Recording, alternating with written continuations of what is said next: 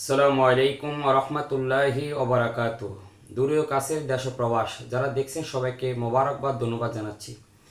সম্মানিত সুধী, আজকে আমরা অত্যন্ত গুরুত্বপূর্ণ একটি বিষয় নিয়ে উপস্থিত হলাম।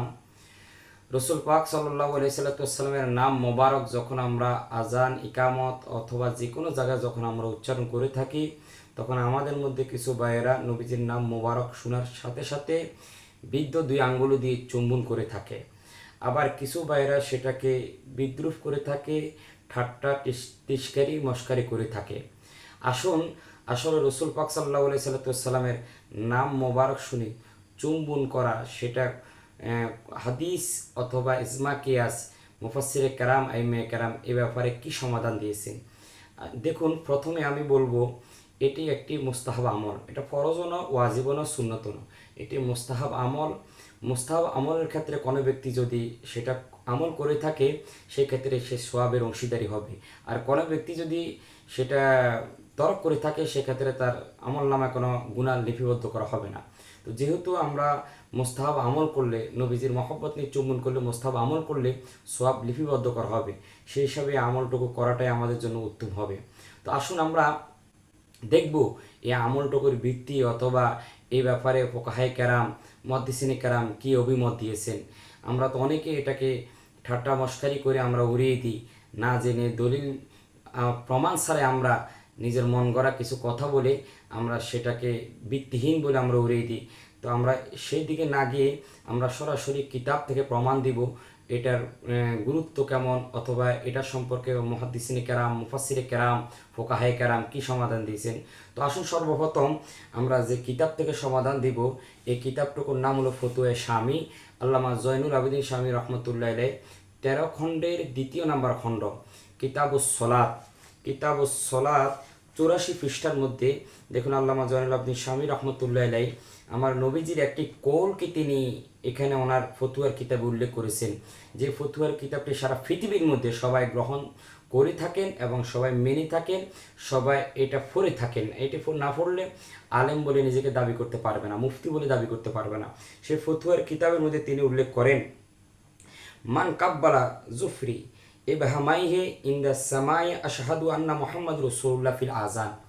কোনো ব্যক্তি যখন আজানের মধ্যে যখন আশহাদু আন্না মুহাম্মদ রাসূলুল্লাহ যখন উচ্চারণ করা হবে, আর কোনো ব্যক্তি যখন ওই সময় বৃদ্ধ দুই আঙ্গুল দিয়ে যখন চুম্বন করবে, নবীজি বলতেছেন আনা কাইদুহু ও মুদখিলুহু ফিস সুফুফিল জান্নাহ, আমি নবীজি তাকে হাতের মধ্যে ধরে জান্নাতের কাতারের অন্তর্ভুক্ত করে দিব।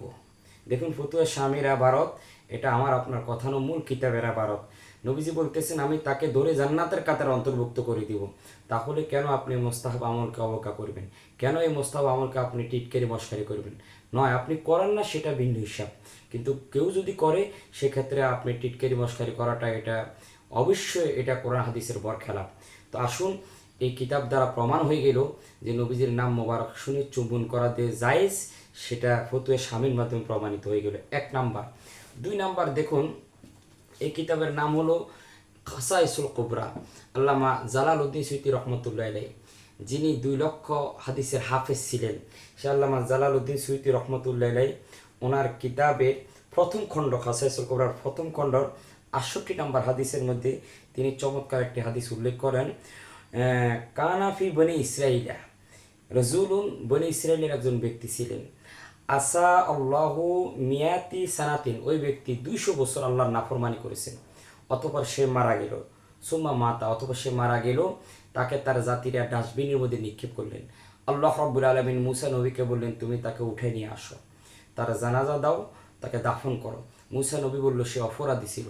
আল্লাহ বলেন হ্যাঁ আমি জানি সে অপরাধী, কিন্তু সেই যখন আন্নাহু কানা কাল্লামা নাসারাত তৌরাতা, যখন সে তৌরাত তেলাওয়াত করতেন, তৌরাত আবৃত্তি করতেন, তৌরাত পাঠ করতেন, তখন নাজারা ইলা ইসমি মুহাম্মদ সাল্লাল্লাহু আলাইহি সাল্লাম, আর তৌরাতের মধ্যে যখন মুহাম্মদ সাল্লাল্লাহু আলাইহি সাল্লামের নাম মোবারক যখন তিনি দেখতেন, তখন কাব্বালাহু ওয়াদাহু আলা আইনাইহি, সেই সাথে সাথে চুম্বন করতেন এবং চোখের মধ্যে সে মেসো করতেন।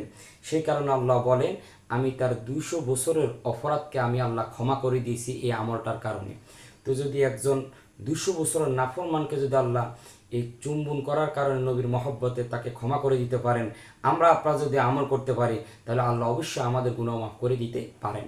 তৃতীয় নাম্বার দেখুন তাফসীর রুহুল বয়ান, আল্লামা ইসমাইল হক্কি রহমতুল্লাহ আলাইহি লেবানন দারুল বৈরুত থেকে এটা ছাপানো সেই দ্বিতীয় নাম্বার খণ্ড, সেখানের মধ্যে তিনি উল্লেখ করেছেন তাকবিলু জাফরি এবা হামাইনি, অর্থাৎ দুই আঙ্গুল দ্বারা চুমু দিলে মাসু আলা আইনাই ওয়াল মাসু আলাল আইনাই, এবং চোখের মধ্যে মেসো করলে তিনি এরপরে বলতেছেন ইন্দা কৌলিহি মোহাম্মদ রসুল্লাহ সাল্লাহ সাল্লাম লি আন্নাহু লাম ইয়াজবুত ফিল হাদিসিল মরফু, যদিও এটা মরফু হাদিস দ্বারা প্রমাণিত নয়, ওয়ালাকিন কিন্তু আল মুহাদ্দিসিনা ইত্তেফাকু আলা আন্নাল হাদিসের দাঈফ, যে মুহাদ্দিসগণ এটা ইত্তেফাক অথবা ঐক্যমত পোষণ করেছেন যে ইয়াজুজুল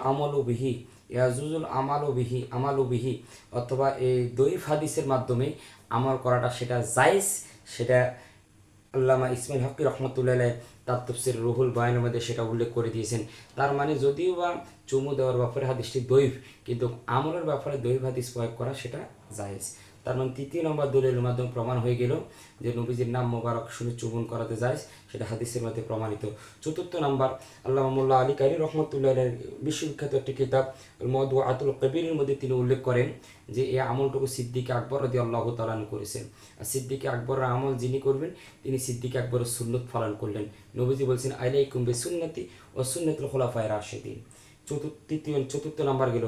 পঞ্চম নম্বর, আল্লামা জালালউদ্দিন সুয়ুতী রহমতুল্লাহ আলাইহি ওনার কিতাব তাফসীরে জালালাইনের সূরা আহজাবের 56 নম্বর আয়াতের হাসিয়া উল্লেখ করতে, হাসিয়ার মধ্যে তিনি উল্লেখ করেছেন যে নবীজির নাম মোবারক শুনে চুম্বন করা এটা মুস্তাহাসান উত্তম একটি আমল।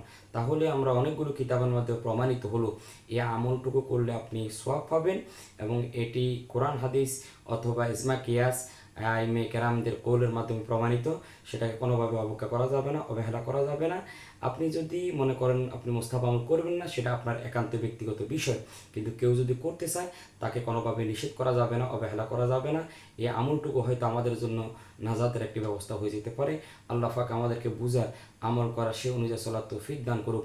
ওমা আইলাইনা ইল্লাল বালাগ। আসসালামু আলাইকুম ওয়া রাহমাতুল্লাহি ওয়া বারাকাতুহু।